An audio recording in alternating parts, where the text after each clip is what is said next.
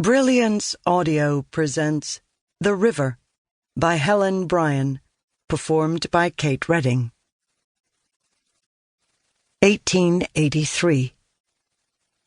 In the small hours, Katie Marshall slipped out of Wildwood with a carpet bag of clothes and Comfort Marshall's jewelry and set off in a thick spring fog down the path that led through the orchard on the slope of Frog Mountain and ended at the cemetery at the edge of Grafton. Katie knew the Indian legends of shapeshifters and the witch Uktena, who prowled in the fog, hunting for victims.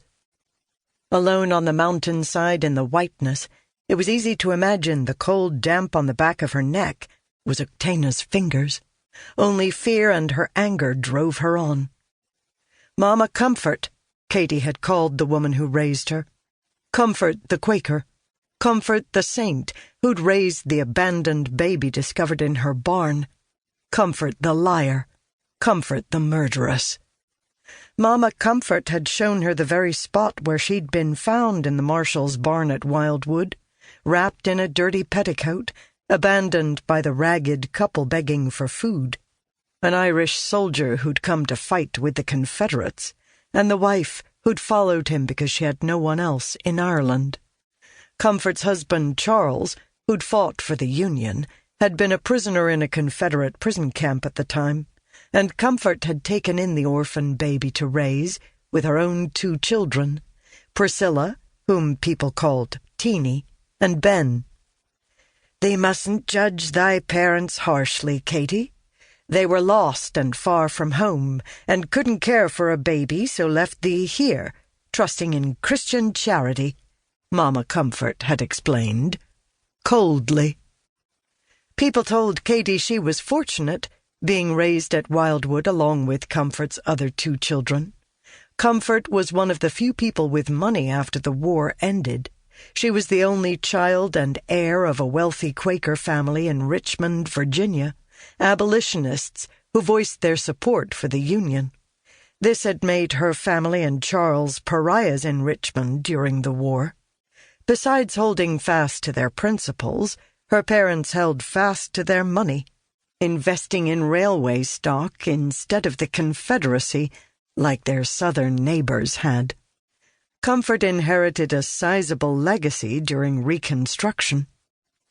By then, Comfort had given up hope of Charles's return, believing he was surely dead.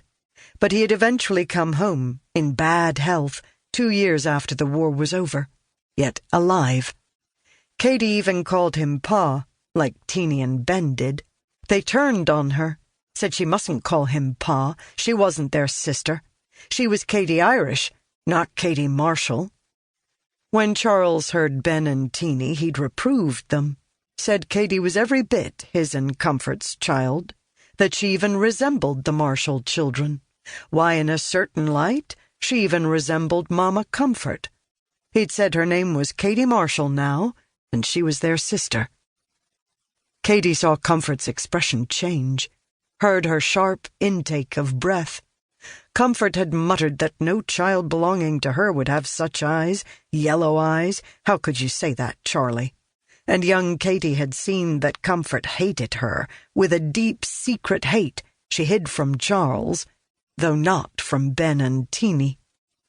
Yet Katie always had a new frock when Teeny did. She was fed as well. She had her own little bed with her own special quilt, and she got new shoes like Teeny when her old ones were outgrown. None of the children at school could have pointed to any difference. Only Katie knew. Charles was kind, but within a few years he died of consumption. This left Mama Comfort in charge of the Marshall property and the money she'd inherited, and Katie at the mercy of the Marshalls' hostility. Aunt Polly Stewart's home had been her refuge from Comfort's dislike and Teeny's teasing. She'd make her way down to Aunt Polly's cabin and play with Aunt Polly's grandson Will, who they said was simple. But Will was sweet and kind, soothing company after Ben and Teeny. He reminded Katie of Charles. At school, other boys teased him for playing with a girl, but Will was slow in his lessons, and Katie was protective, helping him learn enough to get by. He stuck to her as she stuck to him. "What would I do without you, Katie?" Will would ask over and over, and Katie would smile and say, "What would I do without you, Will?"